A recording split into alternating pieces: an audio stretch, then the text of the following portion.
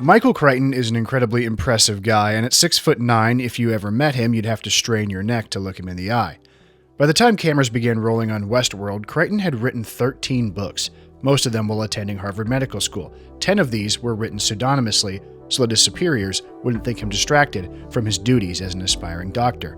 He ultimately quit medicine after the bombshell success of his novel The Andromeda Strain, the first written under his true name, and a smash success at that. The director of the big screen adaptation, Robert Wise, allowed Crichton on set to observe and serve as a consultant. Crichton began his own foray into movie directing by helming an adaptation of his novel Binary as the TV movie Pursuit, starring Ben Gazzara and Martin Sheen in 1972. Then, he swung for the fences, writing the original screenplay and directing his far-out concept for Westworld himself. In the way that LA Takedown serves as a first draft for Michael Mann and his ultimate masterpiece Heat, Westworld might strike us today as a sort of testing ground for ideas and scenarios that would be perfected in Crichton's novel Jurassic Park. Spielberg, who Crichton had gotten to know on the Paramount lot very early on in his career, called him the king of high concept, meaning his ideas had a very immediate, even visceral, grabbing ability. And what I mean by that is that a simple slugline synopsis always has you hooked. Let's look at some of Crichton's other films. Looker. Beautiful models' bodies are scanned into a computer where their likenesses can be used in advertising and film in perpetuity, and someone is killing them. Runaway. Tom Selleck puts down haywire futuristic household appliances and foils a plot to take over the robots for nefarious purposes. And maybe best of all, Jurassic Park. Scientists bring dinosaurs back to life to be displayed in a theme park. They escape. Though his plots were on the surface digestible, easy to understand sci-fi concepts, his work always displayed rich detail and evidence of Crichton's usually extensive research. Showrunner of the 2016 Westworld television adaptation from HBO, Jonathan Nolan, said of the original Westworld, "In that usual Michael Crichton fashion, he never wrote anything that was just a film. There was always a massive world behind it that could be mined." Westworld tells the story of two friends, the handsome and sturdy James, played by James Brolin, a playboy bachelor escorting his mild-mannered and dithering pal Peter, played by Richard Benjamin, to Delos Corporation's spectacular futuristic resort, Westworld. Everything is true to the Wild West, the hard booze, the guns, the clothes, which you pick out right before you go, the setting. Everything is so real, except the people who populate Westworld. They are advanced robots, programmed to play their role and provide an experience you'll never forget. They are there to serve, to be killed, to have sex, whatever you desire. In fact, there are 3 different attractions, 3 different worlds to visit in Delos. Medieval world, a little too nerdy. Roman world, a little too effete. But Westworld, that's the perfect place for 2 single guys to get rowdy. Their childhood game of cowboys and Indians. The Western television shows these characters no doubt watched as kids has now grown up to meet their needs as adults, while also serving as a childhood fantasy land. James encourages Peter to cut loose, get over his ex-wife, and live a little. Julie would have loved all this. Poking around for hours in all those funny shops, looking for silly Peter, things. what the hell's wrong with you? You're a lawyer. You know better than anybody else what a ride she took you for. Well, the kids. Of course, something goes wrong. Unfortunately for the 2 friends, a virus has swept through the Delos systems, corrupting the robots and causing them to go haywire and terrorize the guests. Shut down. Shut down immediately. I suppose that one frustrating element of Crichton's Westworld is that he never wrote a novelization of it. He explained that he believed the story was a concept wholly applicable to the movies, integrating the conventions of the movies into its very being. It's as much a commentary on the movies as it is a film about technology.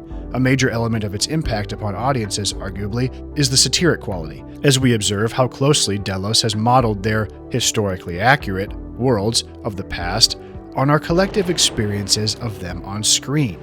Most of the fantasies about the Wild West or about medieval Europe or about Imperial Rome are movie fantasies.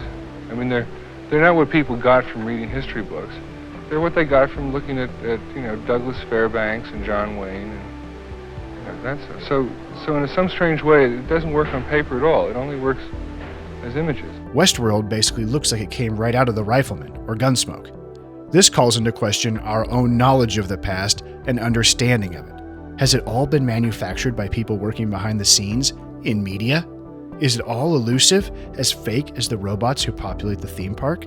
Two themes that I gravitate towards and notice repeatedly in Crichton's work are his disdain for authority and dogmatism, and a general distrust of technology. Crichton isn't sold on the technological project. He doesn't believe that we are progressing towards utopia. He basically believes that with every new advancement, we simply create new problems for ourselves. I feel we live in a society that where technology has just phenomenal boosterism from the corporations that are making the technology and the people who are buying it. I mean, with each new technology, there are these fantastic claims that are made, and these fantastic hopes that people have for it, and it never really turns out. So I remember a world without television. I remember what people said when television came in about how it was going to be this wonderful universal education and everyone was going to know all the plays of the Western world. And, in reality, it turns out to be shows about people sticking their faces in, plates full of bugs and eating them. And there's a way in which all that's true. The automobile offers universal freedom and transportation for everybody, but we all sit in traffic jams. Technology is either destructive, as it is in Jurassic Park, or dehumanizing, as it is in Looker. Here in Westworld, it's both. The simulacrum of sex and murder one engages with in Westworld is a dehumanizing, destructive, disingenuous experience. Kill him. It's sort of like a litmus test for the media we might choose to engage with. Video games that allow you to murder and maim innocent civilians, or more like pornography. Who are you hurting when you engage with pornography, or in the case of Westworld, have sex with a robot? The pragmatic answer might be no one. It's like molesting your toaster. But in a movie that isn't really concerned with the autonomy or question of consent where the robots are concerned, I think the honest answer is, you hurt yourself. It's interesting that when Westworld pops off and the robots go haywire, Crichton chooses to kill off certain characters, very much presaging the playbook of the slasher films that would become popular later in the decade. Crichton ultimately kills the more sexual and worldly character of James,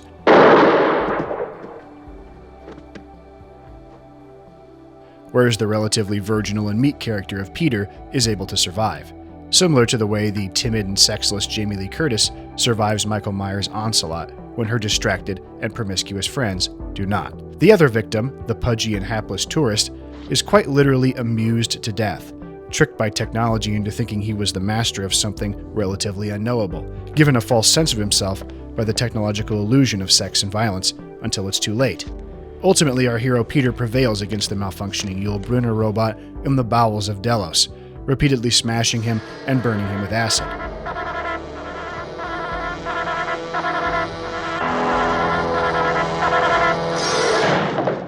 The film ends with the sardonic inclusion of a commercial jingle for a Westworld vacation. And Westworld. Contact us today or see your travel agent. Boy, have we got a vacation for you. Vacation for you. Which calls to mind the ranting of Ian Malcolm from Jurassic Park, decrying the commercialization of the dinosaurs, the base instinct of many to package everything sacred or powerful as a frivolous consumer pleasure. You stood on the shoulders of geniuses to accomplish something as fast as you could, and before you even knew what you had, you patented it and packaged it and slapped it on a plastic lunchbox, and now you're selling it. You want to sell it. Well, I don't think you're giving us our due credit. Westworld is not a genuine classic by any means. It's a high-concept, fun romp made by an inexperienced director on a very low budget in a very short amount of time, 30 days. The film is rather repetitive, and when it isn't introducing a new sci-fi concept, it sort of drags, due mostly to the lack of interest in our leads, who are rather prosaic characters who rarely speak, disagree, or make decisions. The money is spent on the sets and spectacle, and the filmmaking is fairly straightforward, lacking any real flair. But what the film lacks in story, it is rich in concepts and ideas, not just prescient science like the computer virus, but in modern plot convention. For example, Yul Brynner's iconic black-clad cowboy, who will absolutely not stop until you are dead, is an obvious precursor to the Terminator. Even the idea of Delos, the morally compromised, maybe evil scientific corporation, mirrors Weyland-Yutani from the Alien series or the Umbrella Corporation from those werewolf movies. I mentioned earlier that it's a shame Westworld was never revisited by Crichton in novel form. as one of the most interesting concepts in the script is the idea that the robots are corrupted by a virus, a novel concept in 1973, as the first malicious computer virus would not be encountered until the following year in the wild. If I have a primary complaint about the film, it's that we spend a lot of time lingering on the vicarious experience of James and Peter than we do on the scientists behind the scenes who are puppeteering Westworld. What are their dilemmas, morally and professionally? Had the story been a book, I imagine the Delos scientists would have behaved very similarly to the scientists in the Andromeda strain, with drama being mined from their deliberation and collaboration, and Crichton would have most likely planted info dumps on the future science of computers and cybernetics throughout. Paradoxically, Crichton was obviously very interested in technology and seemed to have a sort of schizophrenic relationship with it. He wrote a book called Electronic Life in 1983, where he made the case for home computing at a very nascent time in the industry. He learned to write basic code and created a text adventure game for the Commodore 64, Amazon, in 1985, and he often expressed his disdain for handwriting or typing, claiming he was the first author he knew to get a word processor. Even the film Westworld broke new ground technologically at Crichton's insistence.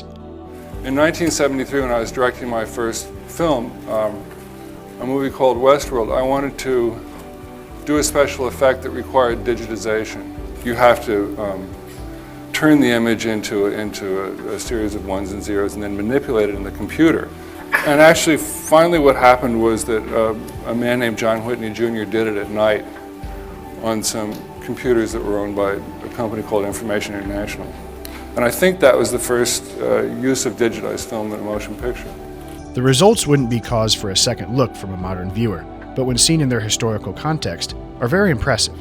The camera needed extreme contrast for the human figures to show up and to be distinctive in the image mosaic of the computer. So during these sequences, actor Richard Benjamin was required to wear all white and cover his skin and hair in flour. This type of manipulated and foreign POV shot would be used extensively throughout the 80s in films like Halloween, Wolfen, The Terminator, and Predator, of course. And it saw its birth here, but if someone has an earlier example, please let me know. Westworld was a big success, and Crichton went on to write, produce, and direct many more movies, but he declined to be involved with the two sequels to Westworld, Futureworld in 1976, and the short-lived television series Beyond Westworld in 1980. Today, we're still living in the wake of Michael Crichton's legacy with films like Twisters, the Westworld television show, and the endless parade of Jurassic Park sequels. But it's interesting to note that this phenomenon was even happening while he was alive. In the film's sequel, Futureworld, Peter Fonda and Blythe Danner play two intrepid reporters. Futureworld is, in my opinion, an admirable attempt at a sequel to Westworld in that it isn't simply the first film over again, as many prior sequels of the time tended to be. By the time we regained control, 95 members of our technical and maintenance staff had either been killed or wounded. Aside from the human loss, it was a financial and public relations disaster of the first magnitude. In the movie, our two leads are invited by the Delos Corporation to their new and improved park, featuring, instead of the reputationally tarnished Westworld, now a future world. Similarly to the failed Disneyland Star Wars Hotel, puts you in a spaceship for a simulated trip into outer space where you hang out in a sort of space bar and do various futuristic things involving robots and holographic chess games. All of this is very fun, but it's a very short portion of the film's actual runtime. Instead, the movie spends most of its length in the bowels of Delos theme park. Lots of pipes, mechanical equipment. Pipes gets a little old. What's interesting, though, about Futureworld is the revelation that the park is now being operated entirely by robots, and they are treated as basically evil and beneath contempt. Hey, Iron Ass! Nothing like the feelings about artificial intelligence and computers, and the fine line between humanity and artificiality that the newest adaptation of Westworld was concerned with. Crichton's first movie was also very similar. These are machines, like a coin-operated horse at a grocery store. The only moral dimension is how they affect humanity and our ability to thrive. There is one sympathetic robot, though, in Futureworld, kept by a maintenance man as a bartender who is so docile and subservient you can't help but empathize. But Delos Corp is very obviously evil. They are attempting to rehabilitate their image by inviting the press and world leaders to their new park, hoping for an endorsement, an interesting mirror to Jurassic Park, but they really seek to assimilate them by replacing their opposition with robots. The television adaptation Beyond Westworld which ran for 5 episodes, only 3 of which were actually aired, spends very minimal time in the defunct and dangerous Westworld. Instead, it's more concerned with the weekly attempts from our heroes at Delos, of all places, now heading into the boom time of the 80s. Maybe the culture was shifting towards corporate love, to foil the attempts of mad scientist Simon Quaid to manipulate the robots, the beautiful creation of the Delos Corporation, towards evil world domination. Though his aims and methods are bizarre, his attitude towards the park, much like Crichton, may have been. The company that took my creations and made them into toys. What could serve the deepest needs of mankind, Delos used to fulfill superficial pleasures. So, we're big Michael Crichton fans here at Film Journal. I just love how prolific the guy is. His books are incredible, and I've been spending the past few months reading a few of them, and also sort of ingesting all of the media that the guy's ever produced. And it's an incredibly impressive buffet of media and material and ideas and concepts. And the more you read about him or listen to him, the more impressed I think you will be with the man and the sort of legacy he left in our media. I thought it'd be fun to talk about Westworld because though it's not a movie that I would particularly say I love, it's a movie that I think is very important to sort of the modern pop culture landscape that we exist in today. For better. I think Michael Crichton has left an incredible, indelible impression on our media landscape. And he's someone that I don't think gets talked about enough. And I think it's worthwhile to go back and look at his early efforts like Westworld and see how the nugget for basically everything that he was concerned with in his life and career is embedded here in this movie. And then was also realized better in a masterpiece like Jurassic Park.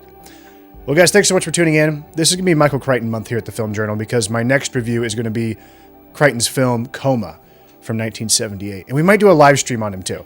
I haven't decided yet. Don't forget to like and subscribe. That always helps. And links below for you to follow me on Letterboxd and X. Till next time.